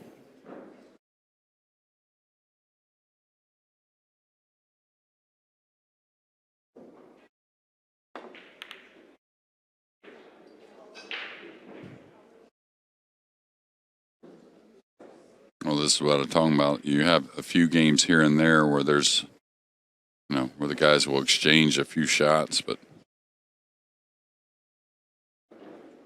play the bank here maybe. I think he might be able to get at the cut. Well, if he could get it to cut, that's even better. But if not, he could bank the ball and get up for the 2 and snooker him if it happens that way. Well, his last 2 shots really were thin cuts that weren't played too well. So he's going to want to kind of get back in stroke and get rolling again with this shot on the 1. Watch out, cue ball 1 rail. Oh, he hit it thick. Tough cut. So from like a perfect TPA to, of course, weren't easy shots, but the thing that I kind of am noticing really didn't threaten the pocket too much, though, Bill. No, it was a tough shot. It was a tough shot. And he hit it a little hard, maybe, maybe a little softer, would have come a little closer. Kenny Showman right on top of it with all ball fouls. This is going to contact the 5 a little bit. Is it going to develop a pocket for the 2, though? Ooh. Now, can he roll this in the corner? Is there an element of 2-way? If the 3 goes by the 4 in the same corner, seems like possibilities. It's hard to tell if that goes by or not. It might have to go for another pocket. If it does, it's a great shot. Yeah, nice shot. But you saw the cue ball really dressed up behind the 3, right? Yeah, if the 3 goes, he can make it from there. I think it definitely plays. He's actually nice, too, where he has an angle to drop a hair below the 4, which offers easy position. Now, he needs to stay off the rail with the cue ball. But a little below the 4 would be nice to get on that 5. Well, nice. This should be easy to get up for.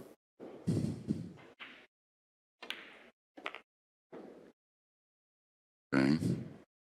Dropping a little heavy here. And again, a little more unpredictable on this table when you are heavier on the balls.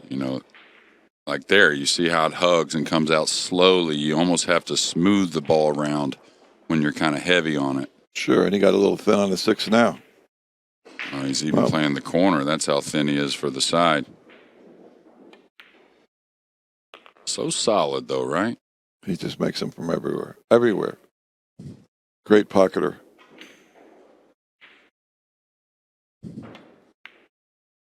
Him and Shaw. They just pocket from everywhere. They're just so good. And there's other people in contention with that. They just stand out in my mind. Yeah, between the 2, of course, Alex Kazakis pockets the ball well also, but we can easily say that Kazakis leans a little more on his cue ball than he does pocketing the balls like Filler. Filler, of course, has a great cue ball as well, but like you said, under pressure really seems to come with the tough shots. Even SBB, I love his cue ball, more than I love his shot making. I'm on the fence there, just because I've seen so much of odd situations to where he's just not going to allow a miss to happen. I saw it for a couple months in a row a few years ago, and see it for months at a time with him. And I think right now is one of those times as well, where, of course, he leans on his cue ball, and he's a different kind of shape player overall. But also, like I always talk about him, there's nobody that rolls out tougher than Shane. So he really relies on a lot of execution to overcome some things in matches. Well, anybody that you get the feeling can take the match over has got to be a guy that pockets the ball incredibly. That's just how it is. So I happen to love the way that Jason Shaw rolls out. Yeah. Sometimes he rolls out impossible. Well, that's a very unique thing with him and Shane. I always talk about it. All of us, or most of us, we roll out trying to lengthen the game. A great hit there on the rack. I don't know if anything's going to help. Oh, he's got the one down. So now a very cupcake 2-ball to get started, but most of us roll out looking to lengthen the game, tie a ball up, do something or another, where Shane rarely does that. He rolls out just as tough as it can be and just bets he can execute if you don't like the shot, and usually does. He's going to stun this 2-ball a little bit, play the 3 up the other corner, caddy corner, Yeah, I believe. I think he's perfect. It's like a light stun draw over. Yeah, this is like perfect angle to move it about 5-6 inches. Oh, he had to come over more. So now getting a little straightish.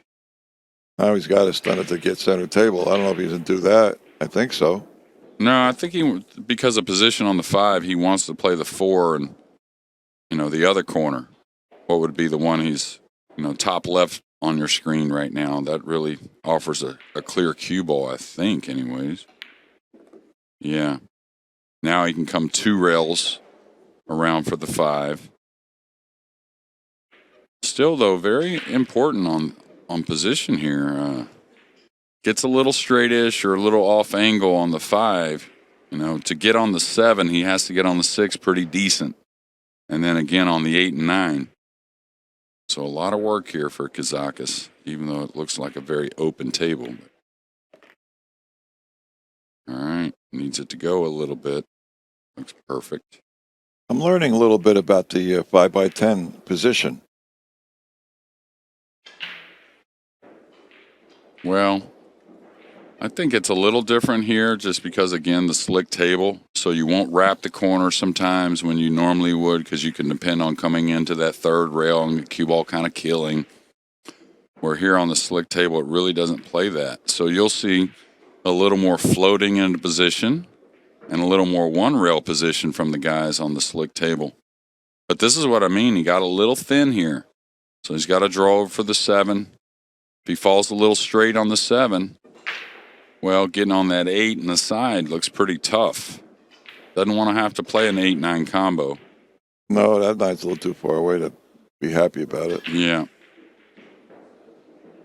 Can he go by the 10 with a high ball? It's possible for sure. You could punch this in and do that with a little right center. Like that.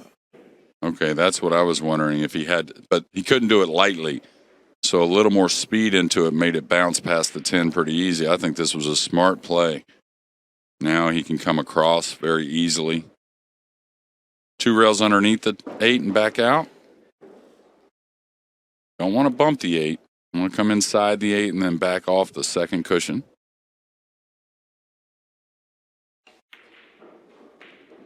Yeah, like that. Beautiful. That's nice.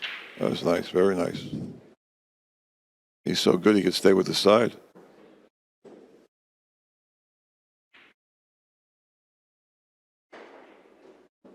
Well, now he's looking at that side like it's scaring him. Yeah.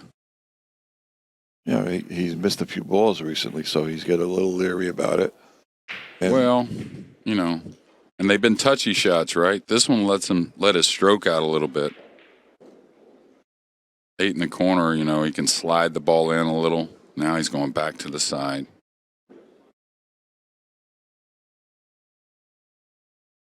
you can't fault him either way. Whatever he does, you can't fault him. It was a borderline shot.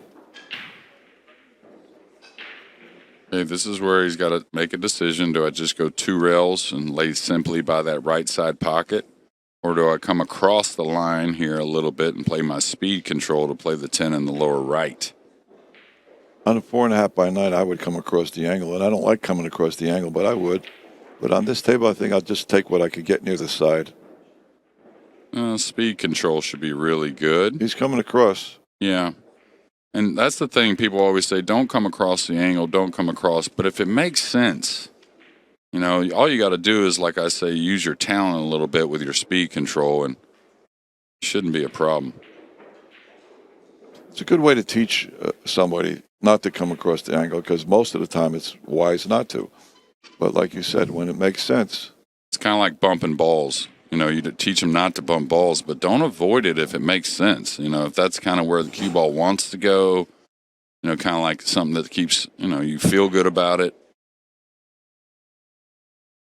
Absolutely true. Well, he got his confidence back anyway, maybe. Now tied at 7.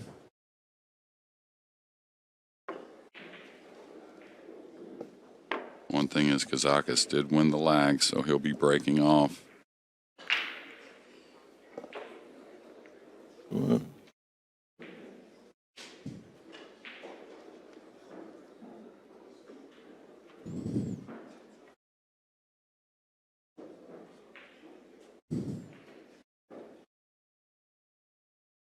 Eight seven filler, and he's shooting at his TPA is 874. He may see 900 before this match is over, which is a great score, by the way. On a 5x10, you lose at least 10 points, I believe, as an average, compared to a 4.5x9. Yeah, a few years ago we saw some incredible TPAs at the Derby here on the 10-footer. And it's weird, as you know, like you said, compared to golf. I compare, you know, to golf as well, and any individual sport, tennis and whatnot. But sometimes you just see, you know, the gear from the guys as a whole that's just incredible. And like Bill said, if you're shooting anywhere around 900 and over 900, pretty incredible pull here on the 10-footer. He may or may not roll the ball more than 1/4 of an inch right here. He can't hit the ball quite, but he can lift the cue ball up and hit it. He leaves the bed of the table, and I think you got to roll out to the kick. The problem is the kick is pretty simple as well. You know, roll out to where you'll get the worst of it. Yeah, most likely, anyways. I'd like to be able to reposition an object ball maybe to make the rack tougher while roll out to the kick. I don't really see that very offered. Maybe the 9. How about banking the 9 into the 3-8?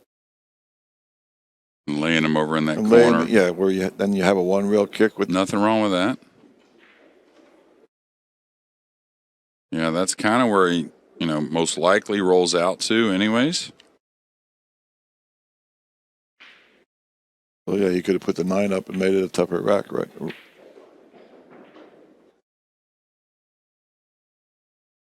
Yeah, again, the ball that Josh has to dodge here is the 5. And that's with the 1.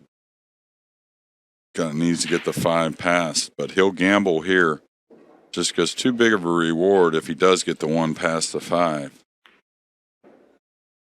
Yeah. And that's another thing that you'll see with the no jump cue rule is guys will take on those kicks knowing they're, hey, maybe I put the 1 over the pocket, but where they might have passed it before if the jump cue is allowed. I like what he did there, and it was all premeditated. I believe he hit it exactly the way he wanted to. All right, trying to kick and hit it full and bank the 1 around. Anytime you're hitting a low English on this shot, it's more about moving the object ball than it is the cue ball. Well, it's a very full hit on the 1. Like that. Taking his chances. I don't know if he came away with anything at all, but looks like he's given up a shot on the 1 and the 2 passes the 6. So off to the races here for Josh Filler. And excuse me, it's 8-7 Filler. Announced 7-7 a moment ago, but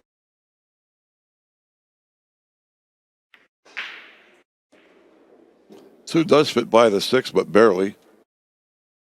he'd like to just stop his ball here, maybe pinch it back a little. No reason to go forward. He could if he wanted. It's kind of up to him.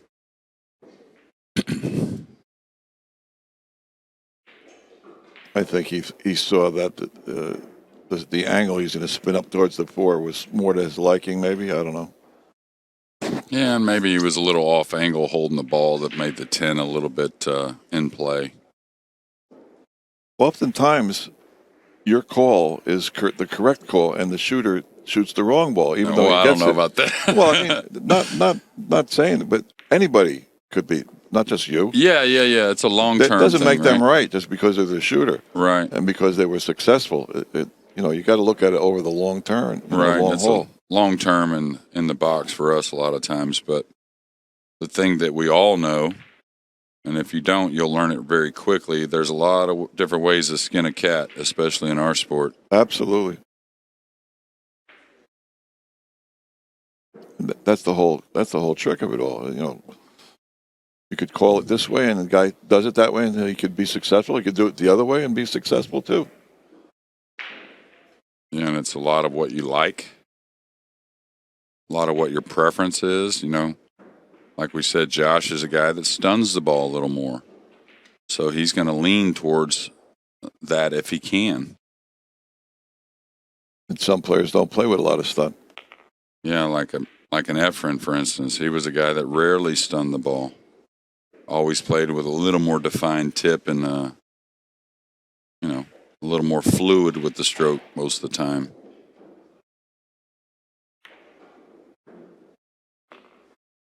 Which is hard to argue either way. Now, do you want to be on a short rail, or you want to be up a couple of diamonds? I like being above this ball. I don't like to flirt. I like to draw this to the side rail. Now he's going to fall below. And again, that's all choice. That's all that is. Yeah, and again, them being at the table, because you know as well as I do, Bill, it doesn't take much to really change the shot in pool. You talk about football being a game of inches. Well, what is pool? You went 3 rails. Yeah. Well, that's kind of the way it wanted to go, right?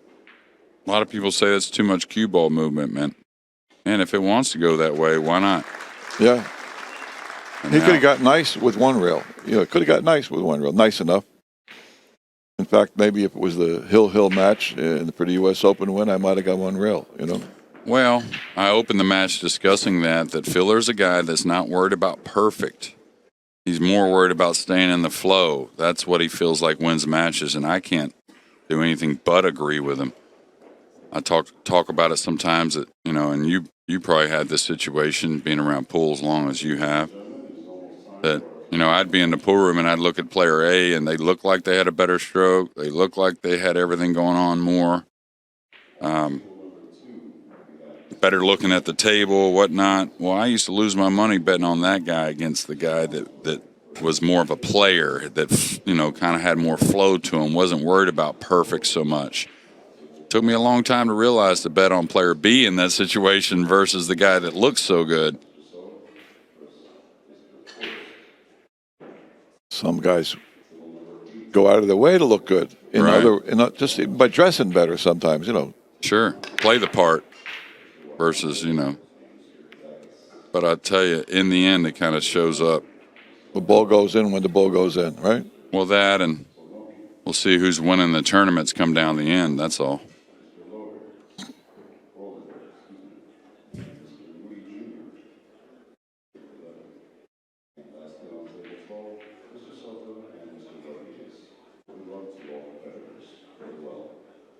Well, the 3 ball, if he rolls the cue ball, I don't think he goes to the side. He makes this 1. He may have a 2-wayer here. Yeah, a lot of gaps depending on what the 1 does. Again, the way the table's playing, hard to hang it. I think if he hits the pocket, it'll probably go in. Now, another bad overcut. And it's not a 2-wayer. He let it drift too long. No, there were a lot of gaps there on that one, so. It could have been. I believe he could have missed it to the heavy side. There would have been 3 balls possibly in his way. The 10, the 3, and the 7. Well, Kazakis, I think one thing that really does well for him is strong-minded guy. But I think he's a little disgusted with himself. There were a couple situations that, I wouldn't say put the match away. We're playing alternate break. You can't ever put the match away. But I think he could have kept his 2 or 3 game lead, if he'd gotten out a few times when he was supposed to. And it's funny that you said that because I consider him one of the guys with one of the best attitudes. Right. in pool. I like his attitude. No, I totally agree. Very strong-minded. I think he's a guy that, unlike Filler, didn't hit the scene at a young age running. Had to build into what he's gotten so far, and I think his mind had a lot to do with that. But all of us are human. We can certainly get a little disgusted with ourselves, and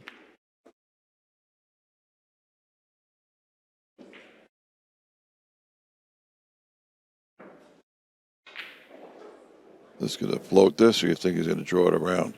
oh, he's natural. Just a little flick of left English. Doesn't really need to draw it or manipulate it at all. Just move the ball a little bit. Now, I'm surprised he came tight. I didn't understand. The 8 didn't seem like much of a worry to me, Bill. You don't want to be here where he is. I'm surprised he didn't lengthen the cue ball out, though, and hover, around the 8, but I didn't think getting behind the 8 was really a possibility. You have the 9 blocking the 8 up the corner, so if he draws off the side of the rail, he better come out and upper the side. Yeah. And I don't like following it because the pocket looms heavy here. I don't know. No, I don't think he'll follow it. I think he'll draw it because as long as he draws across a little bit, he can be a little longer away. How about drawing with right English coming around 3 rails? It's a shot you stay. It looks like he's overcutting it to me. Yeah, he did that. Wow, he did do that with the inside. Only because he was right next to the ball, I believe. Yeah. Funny, we talk about that shot lately, that 3 rails draw with inside. When you first learn it, it seems like the coolest shot ever. But then as you learn to play a little bit, you kind of stay away from it as much as you can. You got a little dicey here, too. Yeah, a little missable. Yeah, I just don't like this angle. I would rather not be. Well, either let me go to the rail or let me not go to the rail. I don't want to be almost going to the rail. You don't like it either. Yeah, good call. Well, he'd like to pinch it. That's how he was cueing at first, with a very low tip. But that brings the side pocket into play. So I think you're going to see him maybe get to the rail here with the cue ball. Exactly. Stay away from the side no matter what. Nice shot. Yeah, he stroked the heck out of that ball. He put a nice pop into it. Which he can do because he can hit them very accurate.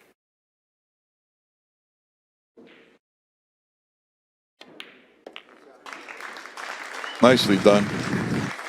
Yeah, and after trailing 4-0 in this, has won 10 out of 13. Pretty impressive. Gets him to the hill, shooting 895. He may hit 900 yet. And he'll be breaking here in game number 18. Anyway, you look at it, 895 is a very nice score for a 5x10. Absolutely. 819 is not an embarrassing score either.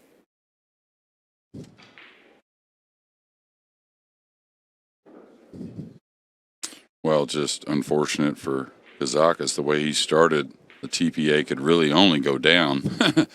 Played perfect here, the opening part of this match. And sure. Of course, Filler had a little something to do with it, but a couple kind of mishits are really not the best shots. A few of them there for Kazakis.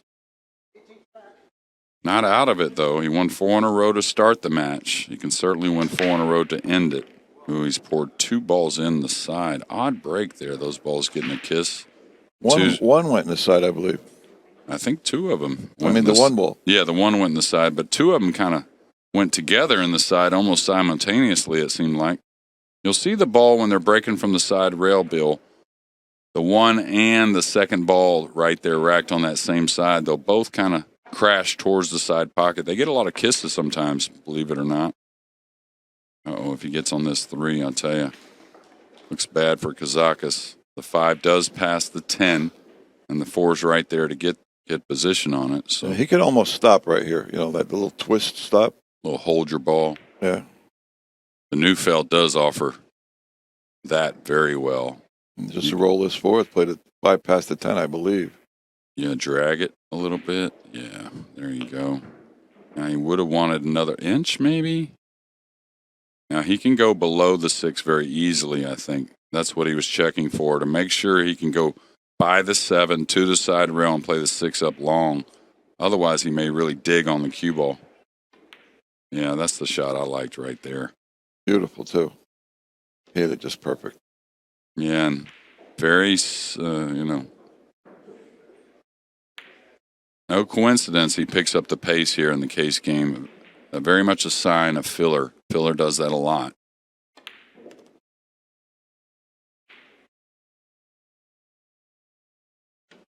He got perfect, didn't he? Yes, he did. So we're going to lose Alex Kazakis here in the 10-foot challenge. Filler will move on. I think he shot a 904. Great plan by both guys. Kazakis will be back in the main event, and so will we here shortly. Stay tuned.